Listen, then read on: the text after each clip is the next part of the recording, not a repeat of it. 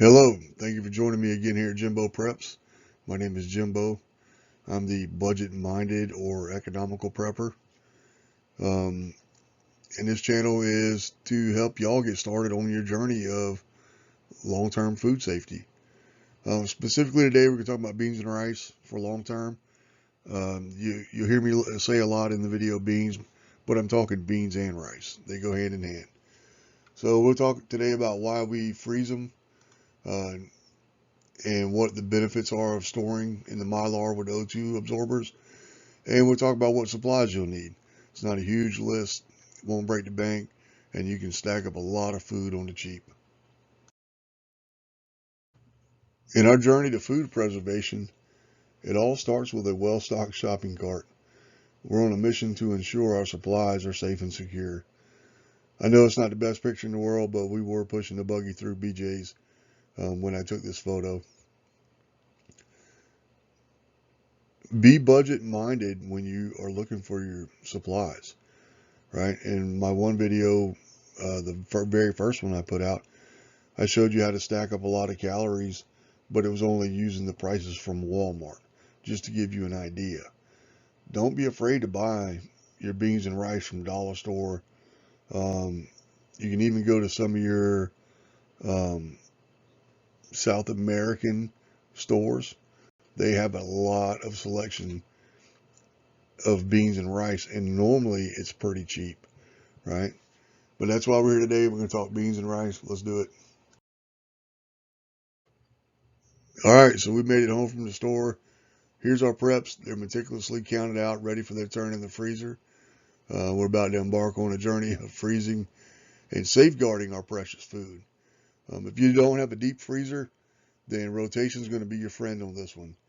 If you're just using the freezer in your inside refrigerator at home, or maybe the one that's in your garage, you're going to have to rotate this food in and out, right? I do personally 3 days in the freezer, and then I pull everything out for 3 days. Some people say you only need 24 hours, but in the bigger 20, 40, 50 pound sacks of everything, I want that freeze to get all the way down to the inside. And then when I pull everything out, I want it to come back up to room temperature to get any moisture or humidity out of my food before I put it away. All right, here's one method of freezing your beans. Uh, you can put them in your vacuum sealed bags before being frozen or after, right? It's just imperative to seal them. A bag of beans from the store, they say, can sit on the shelf for 2 years in a cool, dark pantry. But if they have weevils or any other parasites in them, when you bring them home and you just chuck them in the cabinet, come hatching time, guess what you're going to have in your beans? You're going to have parasites. The eggs are always there, right? The eggs are always there. You can never get rid of them. We want to neutralize them so they don't eat our food source. Um, so this is just one method. So you got your short-term stores. You put them in a canister, uh, put them on the shelf in the regular bag. You can put them in the vacuum seal bag, or you can do the method that we're going to talk about next, and that's the Mylar. All right, as we explore all the different possibilities, here's a closer look at a parasite that is hatched from the rice, right? This bad boy right here. It's crucial that we kill these parasites, right? Your beans, your rice, corn, wheat, stuff like that, they don't flash freeze like you do, say, fish. So they don't kill the parasites. You have to do it. If you're buying a bag of rice tomorrow and cooking it, fine, great. Don't worry about it. You're going to boil the eggs. It's part of the protein source. That's the way we've been doing it for 1,000 years. Just keep rolling with it. But if you're trying to prep for your family long term, you got to kill these little jokers, right? You got to. All right, here we are. The food's back on the table, right? Awaiting assembly. This food, particular batch right here, set in the freezer for 96 hours. I pulled it out on a Sunday morning. I don't think we actually got around to assembling our buckets and totes until I think that's Saturday. But no harm, no foul, right? Parasites are dead. All right, so before you get to this point, you need to have buckets or totes. You get a 5-gallon bucket anywhere. Everybody screams, oh, it's got to be food grade. I'm not in that camp because you're putting it in a Mylar bag. Some people actually dump their beans and rice into a bucket, a full 25 pounds, and knock a cap on it with a rubber O-ring and let it roll. Being down here in the South, we got large humidity swings, hot, cold. We got rodents. I ain't gonna lie to you. I mean, I live on the edge of the city into the woods, and hey, there's rats. There's whatever. If it walks and crawls, we got it in the yard somewhere. So to seal your bag, you're gonna need. Some people use a regular clothesline and use like a piece of 2x4 or a metal edge, a thin piece of metal or aluminum. But here in my house, we use my wife's hair straightener. It weighs less. I can take it right down into the bucket. I'm not trying to maneuver 20 pounds of food in a half a pound of a bucket to get an edge to it. It's hair straightener. That's the ticket. All right, so here you can see we got our bags put in our 5-gallon buckets. And you can see in the picture here, we got 20 pounds of rice in that 5-gallon bucket. You're getting double storage. Yeah, it costs a little more. You can go without the Mylar, like I said, some people do. Hey, I like to eat. I want to be able to eat. So 2 is 1, 1 is none, right? So you can see in the picture here, that's a full 20 pounds of rice. Those rice bags weren't in my other pictures. And sometimes we will get the full 20-pound sacks. Sometimes you can't find them, so you got to get the smaller 4 and 5 pounds. When we're putting the stuff in our buckets, sometimes we'll poke holes in the bag that they come in and just throw them in, right? And leave them in those bags inside the Mylar, inside the bucket. And the theory is when we open them up, we can pull out a 1 pound, 2 pound bag, a 5 pound bag of beans, a bag of rice, put the lid back on the bucket. We're not having to measure. We don't have to, taking all the guesswork out. Now, if I can find the 20-pound bags, that's what I use because it's more economical. But if I can't find them, thinking about down the road, just to be able to pull a bag of beans and a bag of rice out of 2 different buckets, put my lids back on them, hey, rock and roll, let's do it. All right, in addition to our beans, we're packing smaller bags for other essentials. Coffee, sugar, creamer, any kind of specialty beans. I'm not gonna lie, I haven't been able to find a 20-pound bag of lima beans since 2019. I don't know where they're all at, but they're not here. And these little bags go in our totes. They don't go in our buckets, right? Those are more for your long-term homestead. This is where we're gonna be when whatever goes bad. So those will go in your totes. Now, I'll do another video later about storing sugar and stuff like that. But just know that on sugar, you do not put an oxygen absorber, okay? Our sugars, our flours, our wheat, all of that, any of your light, fluffy stuff, we put in brown paper sacks and then put in Mylar. Some we use oxygen absorbers like flour, but sugar we do not, right? Sugar, we'll just squeeze out as much air as we can. Sugar doesn't go bad as long as you keep the rodents away, right? So we put it in that brown sack, squeeze the air out of it, might hit it with a little vacuum, seal the top, and it goes in the tote.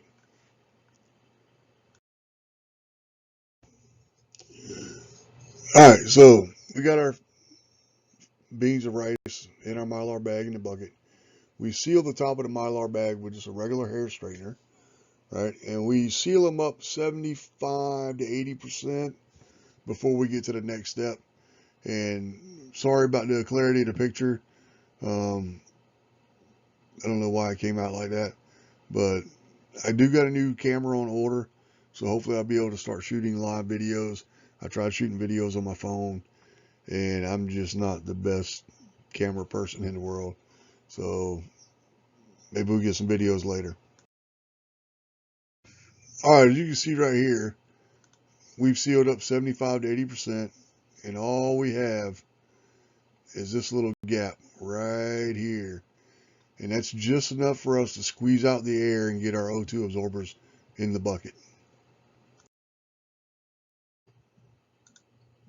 All right, as you can see right here, we're adding 2,000 cc's of oxygen absorbers through that little gap that we had left. And this is key, right? You got to get those absorbers down in there. Some people say put half your food in, throw your absorbers in, and then put the rest of your food in. You're sealing the top of the bag. Is it going to work any better at the bottom or the top? This is the way we do it, and we've never had an issue, right? But you're going to drop that absorber right in that little gap right here, and then we'll move on to the next step. All right, so here's my lovely assistant. She's mashing down on the bag, got most of the air pushed out. She'll use that straightener to complete that seal, right? Remember, we had already sealed 75 to 80% along here, right? And you only want to seal the very top of this bag. She mashes out the air, finishes sealing off that last 20-25%, and then we're done. We'll let the bag sit there. All right, now we're finishing up. We'll let these bags sit here for a day or two. All right, you want to guarantee that they're properly sealed before you seal them up long term. And if you look in this tote right here, see how you can see that aluminum starting to pull down on them beans? It's a little harder to see in the buckets because of the amount of leftover material at the top, but you can really see it in that tote. I mean, that thing is pulled down. It is vacuum tight, banjoed up, right? So we let them sit there, like I said, a day or two. Once we see them pull down, uh, maybe the next morning, the next afternoon when we get home from work, if they pull down and seal and they don't release, then we know that bag is good, right? And then we'll move on to the next process. All right, let's take a look at top of one of our buckets. We carefully got our 20 pounds of rice down in there, got the aluminum mash down. Now we add flavoring. As you see here, we got a little Texas Pete, got some Hawaiian Punch, some Tang, right? Some chopped onions. There's some Goya ham packs, vacuum sealed up under there somewhere, right? When we do our buckets, it's a 3-bucket set. It's 2 buckets of beans, 1 bucket of rice, right? Remember, your rice will double in size once it's cooked. And we spread across the 3 buckets the items that we think we will need to sustain us in those 3 buckets. Now, I grew up eating beans and rice all my life, and I will eat it for breakfast. So I'm not of the mindset that I've got to have eggs and grits for breakfast in the morning. I just need something to eat, right? We grew up kind of poor, and I got no problem eating chili for breakfast, eating beans and rice for breakfast. I'm just not I'm not picky like that. But so we got our 3 buckets, right? 10 pounds of beans, 5 pounds of rice. The combination works really good together. And each bucket gets a little different segment of what we'll need. We like to buy the freeze-dried coffee. It's already vacuum sealed in Mylar. I believe you'll see a picture of that on the next slide. Our little drinks, where vitamin C is, if things go really bad, is going to be in such a deficiency. Where are you going to get your vitamin C from? If you don't have an orchard in your yard, or you don't have a stockpile of vitamin C pills, you're not getting it. Tang is really loaded in vitamin C. right? I mean, we also prep other things like vitamins and stuff like that. But hey, who wants to drink just water at the end of the days, right? Hawaiian Punch, believe it or not, has got different vitamins and stuff in it. Tang has got, I would not go with Kool-Aid, right? Kool-Aid has nothing in it, right? But take a trip down Walmart or on Amazon and find drink mixes that have flavors that you will want to drink, but also provide some kind of vitamins for your body, right? You're going to need that nutrients later on. And this is how we prep our buckets. All right. So here you see one of my totes, right? And this is prepping for the long haul, baby.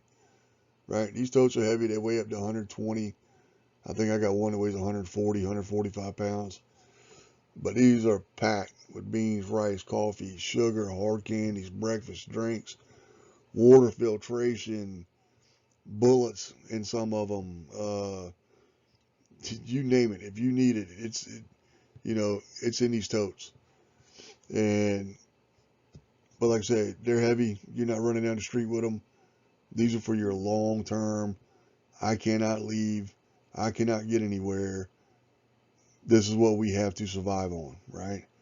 So you need to make sure they're all inclusive for everything you might need. So like I said, the buckets are kind of a grab and go. You can grab 6, 9 buckets, throw them in a truck, and skedaddle on down the street, and hey, you'll be fine for a moment. But these right here, these are going to be the ones that really see your family through the end.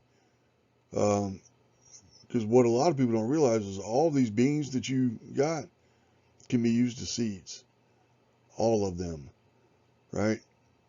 So I would say if you're in the mindset that you are past doing buckets and you're up to doing totes, right? So now you're planning and you're thinking something bad is going to happen, then you need to start looking at alternative methods of planting, right?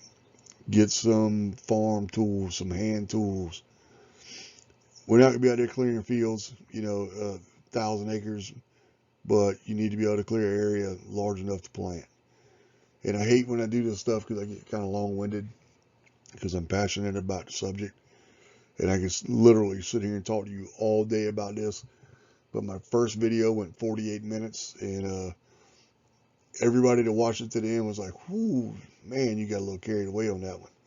So I said, all right, I'm going to keep these things short, sweet, and try to keep them under 20 minutes. So that shows you how we freeze our beans, our rice. We do the same thing with wheat berries, right? A lot of people don't know how to use wheat berries. Another class for another time. But your beans and rice are the backbone of your preps, right? For long term.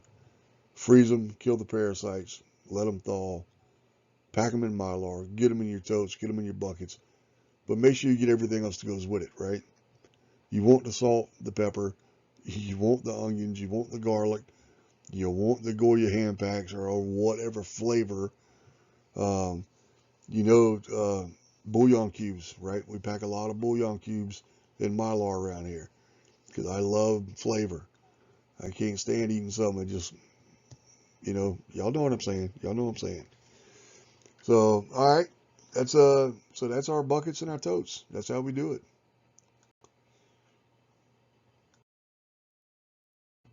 As we conclude today's lessons, I want to thank you for watching and remind you to prep what you eat and eat what you prep. Right? Nobody wants to see food going to waste. Not now, and definitely not at a point in time where you're eating out of your buckets. So y'all stay prepared and stay safe. Like and subscribe to the channel. We'll be coming out with some new content here soon, and look forward to seeing you.